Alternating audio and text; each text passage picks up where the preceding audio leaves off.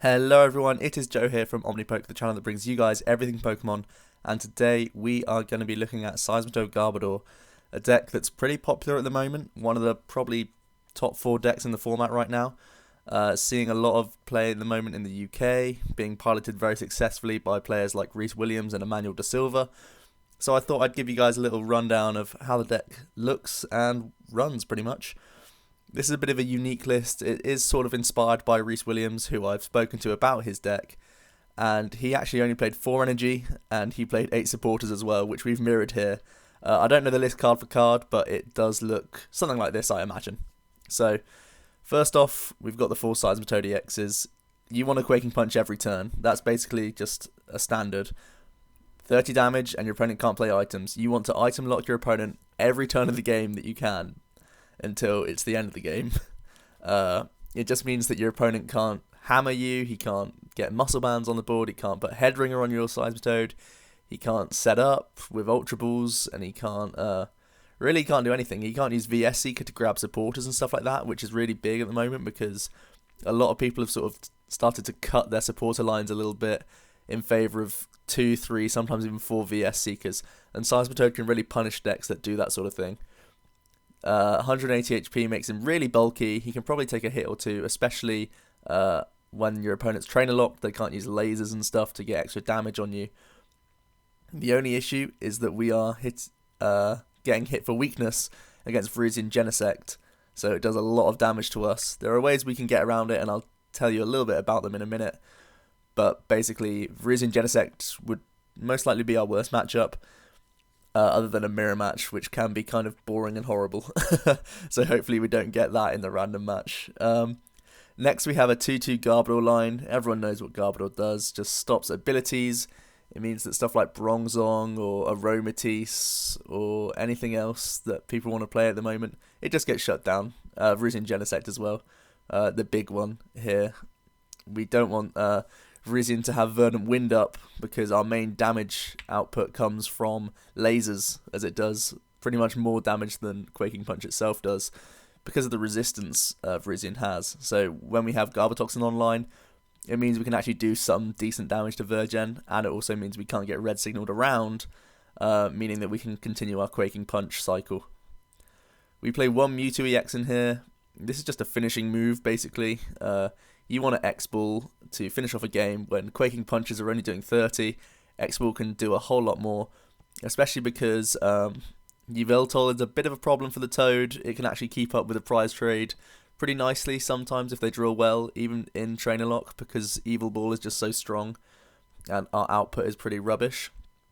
So Mewtwo's good for coming into X-Ball a big Yveltal that they have active with loads of energy on it. It also means that we can just clear up games near the finish to get an extra burst of damage on the board. Also, for Virizion Genesect again, X-Ball can do decent work here, where the Toad is maybe a little bit weaker. The last Pokemon we have, we're playing 10 Pokemon in the deck, it's just a Jirachi. Stellar Guidance, it's actually very important in this deck because we play 8 supporters, so a lot of the time you will be Ultra Balling for Jirachi for a Stellar Guidance early on. But it's a very critical card in the deck. It grabs your supporter, which means you can either be drawing loads of cards, or it means you can get one of these sort of more trollish cards that I'll get into in a minute, and keep spamming that because we play a lot of VS Seeker in this deck. Onto the trainers. May as well start off with the A-Spec and the one-ofs. So we have a Scoop Up Cyclone here. It serves a lot of purposes in the deck. It means that we can pick up a damaged Seismitoad, and it means that we keep our Muscle Band and DCE that we can place back down onto a different one or back onto the bench, sucking up all that damage to help us continue with the prize trade. We basically need an extra couple of turns to rack up the damage with these Quaking Punches, and Scoop Up Cyclone can help us do that. Also, it can pick up a Jirachi if that's going to be a liability on your bench. It means that we can move something from the active if it's poisoned or something like that in the opening turns where your opponent can use trainers. And yeah, it's just a very good utility card, really. It can pick up something that's stuck in the active as well. It can also, it's the only card in the deck that can get rid of Flare Tools if your opponent's able to get one on your Seismitoad in the early game. We're also playing one switch and one escape rope. Pretty much similar reasons. Get us out of poison in the early turns, or if they do get head ringer on us, we go into a different Seismitoad and just worry about the head ringer later on, where we can find a scoop up Cyclone or something like that. Escape rope's also good against Donphan. If they're throwing up things that you don't like Sigaliths, before you have Garbodor online. An escape rope can be very helpful. Next, we have 2 Bike, just because we can run our hand pretty low with this deck, especially if it's running nicely, and Bikes just help us keep trundling along pretty nicely. We have 2 Battle Compressors. This is a very important card in the deck. You may not think Battle Compressors are natural fit into this deck, but it's actually very, very crucial. Because we're running 4 VS Seeker down here, which I'll talk about now, just grab a supporter from the discard. Basically, if we have a Battle Compressor in hand with a VS Seeker, it means that we can grab any supporter that we want for that turn. And the reason why that's so useful is because we have 5 different supporters in the deck, all have very important functions, and Battle Compressor can get these one-ofs out of the deck into the discard so that we can find them with VS Seeker early on, which is very important. It also means that we can get rid of cards that are dead in other matchups. Like if we were to play a Donphan deck, we would want to get rid of these headringers that we have down here and stuff like that. So it just thins the deck out, which is very useful because sometimes this deck can draw a little bit dead and it is quite slow. So Battle Compressor serves that purpose very nicely. Onto the hammers, we have 4 Crushing. This is the main defense against Virizion Genesect, really. We need to stop Virizion getting its first Emerald Slash off. So 4 Crushing Hammer, maxing it out to try and stop Virizion doing that. Also, it's just really annoying. You're under Trainer Lock, you're under Ability Lock, and also we're taking away as much energy from our opponent as possible. Basically, we're just trying to make it so that they can draw pass every time. Because Crushing Hammer just minuses their energy and basically means that they can't attack a lot of the time. Same thing for the 3 Enhanced Hammer. Special energies everywhere at the moment. Donphan, Virizion Genesect uses Plasmas, Yveltal uses DCEs. The Mirror Match, if you can get one of these off before they item lock you, like if it's turn 1 and they attach a DCE, you can use an Enhanced and make it very difficult for them next turn to grab another one. Just a very good card. 3 of these in the deck. Again, we just don't want to get hurt. So Seismitoad can keep Quaking Punching for as long as possible, and these hammers just really help, especially when you're under item lock where you end up having to Juniper away, or your opponent has to end up Junipering away, like really important things just so they can find energy for the turn. It's just really good disruption. We have the 4 lasers. I've spoken a bit about these. Basically, they just rack up your damage for you. Quaking Punch, really weak attack, damage-wise. So these lasers rack up the damage. And again, under ability and item lock, it's very difficult for your opponent to get out of the active position to get rid of the poison. Especially because, once again, we're hammering. So it may be difficult for them to attach retreat. Or they may not want to, because of the lack of energy on their field. We're running 4 Ultra Ball. This just means that we can get into our Jirachi as quickly as possible, to Stellar Guidance to get us a Borter if we don't have one of those. Also means we can grab our Garbodor as quickly as possible, and it means we have a lot of outs to Seismitoads. Also good deck thinning, as well as the Battle Compressor. Next we have the tools. We've got 2 Headringers. I did at one point max this out, so that we can draw into it a lot more. But I don't think it's really worth it because we do play 1 Skylar that we can search for a Headringer. And there's ways of getting Skylar like the Ultra Ball, like the Jirachi, like the Battle Compressor, VS Seeker combos. It means that we can get into this when we need it, but also we don't have 4, so it's sort of clunking up the deck. Headringer, very strong, great in the mirror match. Once again, if you can get that on a Seismitoad early, you're laughing. Also great against Virizion Genesect, another way that we can defend against that deck. The combination of 4 Crushing Hammer and 2 Headringer, if we can get that on early, it means that sometimes we can take a Virizion out before it's even done any damage to us, which is fantastic. Very important here. And Headringer is just a massive troll card.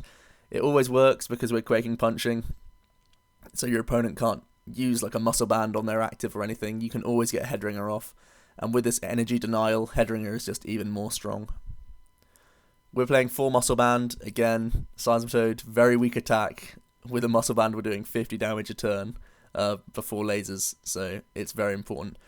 Also, maxing this out means that it's more likely that we start with it, so that we can put it onto a Seismitoad straight away and protect ourselves from a Headringer.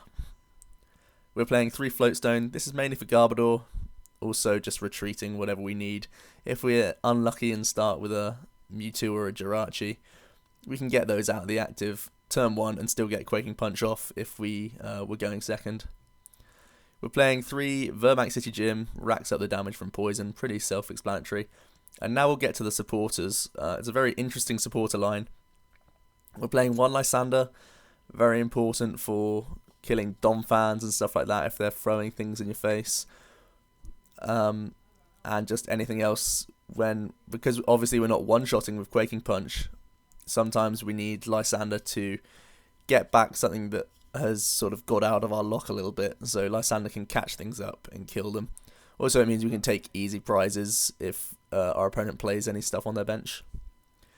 We're playing 1 Team Flare Grunt. This discards an energy to your opponent's active. This is a third way that we control Virizion Genesect.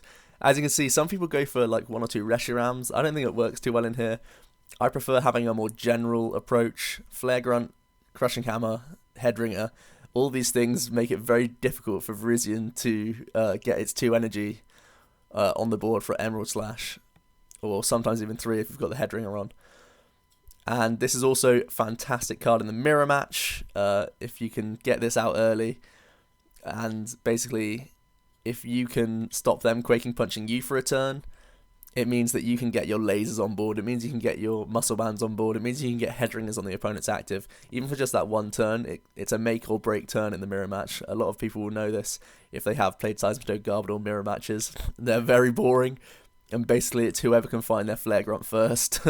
And once they do, it's just pretty horrible for the opponent if they don't have a DCE to respond. So that's very important. So mainly Virgin and the mirror, but it also comes in handy alongside these hammers. If you've got nothing better to do, if you don't need to draw and find like a DCE or anything, using a Flare Grunt on your opponent's active can be very disruptive.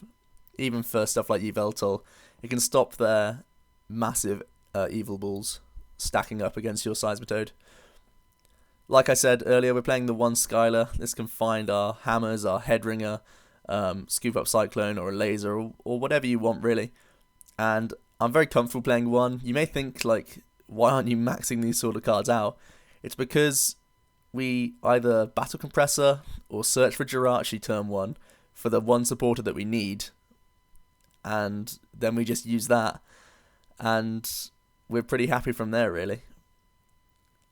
We play 4 Sycamore. This is the only supporter that we max out because we need to draw cards. And basically, if we start with this, we're pretty happy. Having 4 and 4 VS Seeker means we can pretty much turbo draw through our deck if we need to. Most of the time we don't. We just use the Sycamore if we don't have a DC in hand turn 1, pretty much. And when our hand's pretty low. But it's very, very important in the deck. The final card is Lysander's trump card, or the final supporter I should say, and it just shuffles everything back into the deck. So we get back all 7 of our hammers, all 4 of our lasers, all of our supporters and VS Seekers and all that stuff. That all goes back into the deck. And it's also why I feel comfortable playing only 4 energy, because it means that we can reset our energy back to 4, and it gets all of our toads back in the deck as well, if a couple have died or if 1 or 2 are prized. Lysander's trump card basically makes this sort of crazy, wacky build possible. So finally we have these 4 DCEs. The only things that can get rid of these DCEs is like a Cobalion EX, or maybe a Drift Blim from Plasma Blast for 3 colourless energies. But those don't see all that much play. If you're playing against a metal deck, I'm still pretty confident that we can win that quite happily with the amount of energy discard we have, seeing as though we have Garbodor as well. It means that they can't use their main attackers and they're stuck with the the Cobalion. So 4 DC is enough to see us through most games, especially with this trump card. that played at the right time, this can get everything back and you're pretty happy. Pretty much resetting stuff like Scoop Up Cyclone and these hammers and the lasers just makes it very difficult for your opponent to come back. Especially because trump card's really strong disruptive-wise for your opponent as well. If they've been junipering away all of these trainers and stuff, and we put them back into the deck, it's just so much more dead draw that your opponent has tried to thin out of their deck. It's just gone straight back in it for them. So, very, very strong supporter card for us here. So that's the deck, and let's go and find ourselves a battle with it. Hopefully I can try and explain in battle form how this low supporter count works out with these compressors and ultra balls and Jirachi and VS Seekers and stuff. It's sort of difficult to explain it. It's kind of you have to see it to really understand how it works. So we're looking for a battle now, and I'll probably cut to one when we get one. Oh no worries, we've got one. Here we go against Okonels or AKO Nels, I don't know. Anyway, we'll flip a coin and we go first. And we start off with a Seismitoad with a DC in hand, so we're pretty happy here. And we'll see what our opponent is playing.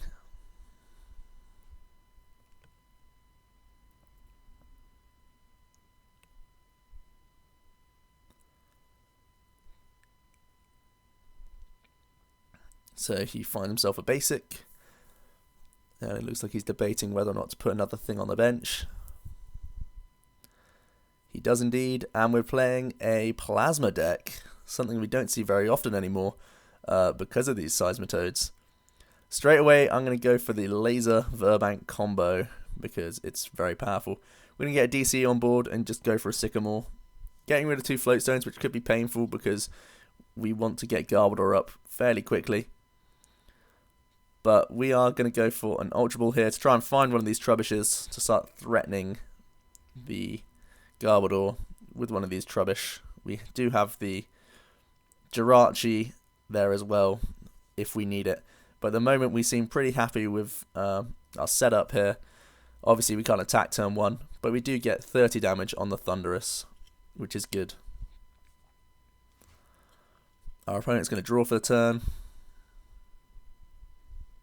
It'd be interesting to see if our opponent's playing Plasma with Kyurem or with Lugia, or some sort of combination of the two. Our opponent goes for the Rainbow Energy, putting another damage on the Thunderous, and goes for a Shauna, which doesn't seem like the strongest play, and he just goes for 40, obviously with the Deoxys powering it up, and that's really not too strong from our opponent. He is going to be Trainer Lock from now on. We are going to Sycamore away all this stuff. Could have lasered just to try and get a Sleep Flip, but I didn't really feel like it. I'm going to put a Headringer on the active. Go for an Enhanced Hammer as well. All of this troll stuff already coming into play. We're going to put a Muscle Band on and go for the Battle Compressor, trying to thin out the deck. And let's think about what stuff isn't going to be too crucial in the deck here. First of all, I feel like we're going to need a supporter. So we do already have lots of Sycamores in the discard. So that's not a problem. We're going to put the Flagrant and the Lysander in there. And we can also put a Switcher Escape Rope in there. I don't really feel like we're going to need them anymore. But it could also be good for price and all. So I'm actually going to leave that in there and just get those two away, because I don't really want to top deck those 2 cards, and we've already got rid of a couple of VS Seekers, so we want to maximise our chances of getting a supporter next turn. Either way, Quaking Punch, going to do 50, and the Poison's going to come in here, leave him at 20, so he's going to die next turn. He gets a Frozen City into play, and puts a Mystery Energy on the Deoxys, very interesting. And he goes for the Lysander. We do have an Escape Rope in hand, so that's fine. And because of him putting the Frozen City into play, he's actually going to live this turn. Now we have the decision to either allow the Thunderous to live and allow him to use Trainers, or not, basically. And I'm going to elect to not allow him to use Trainers, because that is the crucial thing about this deck. We get another Headringer onto the Deoxys, so that's not going to be troubling us for a little while. Going to do another Battle Compressor, and not much I really want to throw away here, especially because he plays his own Frozen Cities. We want to get one of these Verbanks back in. We have to choose something though, and I just want to thin out a card so that we can use a bike. So we'll get rid of an Ultra Ball and go for this Bicycle. We get another DCE, and we can also Enhanced Hammer the Deoxys, really being cruel to our opponent here. We may as well hold the other two in hand if he's going to do more Lysander and stuff like that. So we'll just hit the Deoxys for 50 for now. Our opponent ends us, which is pretty cool. Refreshing our hand, getting more hammers into play. So he's playing TDK by the looks of things with the Kyurem. He gets a Plasma down. And we're pretty happy here to just spam. We're going to go for a Crushing Hammer. Get heads. Really bullying our opponent, not allowing him to do anything right now.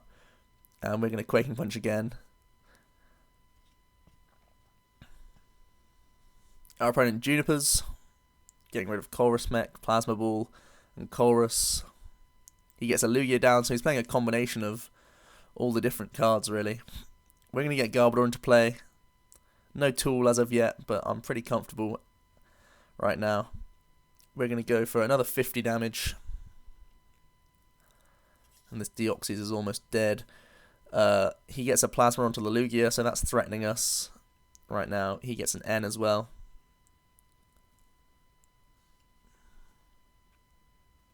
And here it may be beneficial to grab a supporter. We do have a VS Seeker. We also have this Scoop Up Cyclone, which means that we'd be out of the range of a Plasma Gale from our one on the bench. At the moment he is doing 140, so I don't want Lugia to take these prizes, of course. So we're going to Scoop Up Cyclone, get the Seismitoad back out, get another one back down, putting 2 damage counters on it, of course. And we're going to put the Muscle Band back on. And we can just kill this with a Quaking Punch, and we'll be safe from Lugia next turn if he wishes to attack with that. Unless he has 2 Deoxys in hand, I think. Or 3 Deoxys. Oh no, he's not going to be able to one-shot us, whatever. So he does 130 to us. I'm going to finally get a Floatstone onto Garbodor. And we can do a couple of things here. I'm going to VS Seeker for the Team Flagrant to make it very difficult for this Lugia to attack us next turn. We could go ahead and put down another Seismitoad because I feel like we're going to get End fairly soon. We're going to get a new Toad down. We're also going to switch into one of these fresh ones. Get a Muscle Band onto the field and go for a Quaking Punch. The slow and steady route for now. I don't really feel like Junipering for lasers and stuff because our opponent's in a position where they can't really attack us at the moment.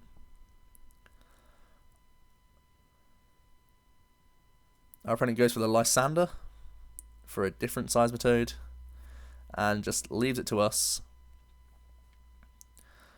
I'm going to go ahead here and put down another Toad and another DCE. And I may take this opportunity to trump card here because we do have 3 VS Seeker in the discard. Not many cards left in the deck. But it's whether or not we want to allow our opponent this much energy back in and all these supporters. Kind of a tricky decision. But I feel like just to be safe, we'll go for this trump card this turn. There's nothing else I'd really want to do. Our opponent didn't get an attachment, so I'm going to go for this trump card. It takes ages to actually resolve the effect. Just how they've done it on PTCGO. So, yeah, trump card, very strong card. And because our opponent's not attached last turn, I feel comfortable sitting back for a turn and just... We're still Quaking Punching, still getting the Trainer Lock going, and it means that we're safe for the rest of the game pretty much to re-spam all these hammers and stuff. So we're just hitting for 30. Obviously next turn we can Sycamore and hopefully get our lasers and stuff back into play. Our opponent gets a Plasma onto the bench Kyurem and leaves it to us. We can get a Muscle Band on board and go for a Sycamore here. We can also bounce the Frozen City and go for a Laser, racking up the damage on the Lugia. And we can also start hammering away if we are able to get heads here. Obviously on the coin flip we do get a heads, so we're going to go for Kyurem's energy because the Lugia in front of us is not a threat. And we're just going to Quaking Punch once again. And Lugia wakes up, but it's not going to be all that important. He can retreat out of there, of course, but he's got nothing to attack with right now. And yeah, he's just going to stall into Deoxys.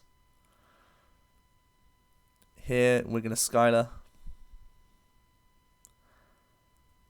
And I'm just going to find Lysander for next turn. And we can sit in Quaking Punch quite happily this turn. Deoxys with a big 2 retreat cost, so if he wants to pay the retreat, it means he's got no energy on the field. And of course, he can't use switches or anything like that. He gets another Kyurem down, DC onto the other Kyurem. And here we can just hammer it away. I don't think our opponent's got 1 attack off. No, 2 attacks off this entire game. So it just shows how effective this strategy can be. We're going to Lysander and just go for that Quaking Punch. Only 2 prizes to go, and basically we're just going to look for a VS Seeker to deal with that Thunderous now. That's our path to victory right now. Our opponent's going to Juniper, really having a torrid time.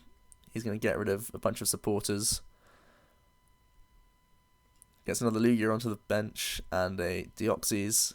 Gets a Plasma and just passes. So now we can Battle Compressor. I'm going to get rid of some things that are less useful. The Jirachi is not useful anymore because we have Garbodor online. Similarly, we don't need that other Trubbish. And I feel like the Ultra Ball is dead as well. So we'll get rid of those 3. You can also thin out some cards in our hand with an Ultra Ball. Can't get anything, but it's just getting it out of the hand. We're going to Laser here. We do get a heads, which is cool. And we can Quaking Punch for 50. It looks like our opponent may be able to get an attack off if... Oh no, unfortunately for him, he stays asleep at a crucial turn. He probably would have been able to get an attack and kill this Seismitoad on the bench with the snipe damage. But the Laser coming in there and really trolling our opponent a little bit more. I feel almost bad playing this deck. It's sort of really mean. If it were real life, I imagine we'd be getting some pretty good death stares right now from our opponent. So he just has to pass, stays asleep as well. Gets a DC onto the Lugia though. And there it is. We find the VS Seeker for game. And that's exactly what we're going to go for here. Grab the Lysander. The Thunderous that we did a lot of damage to early on in the game. That he retreated. We bring it up. Quaking Punch. So that was a pretty amazing game for us. Absolute destruction. Our opponent got 2 attacks off all game. We kept our 6 prizes.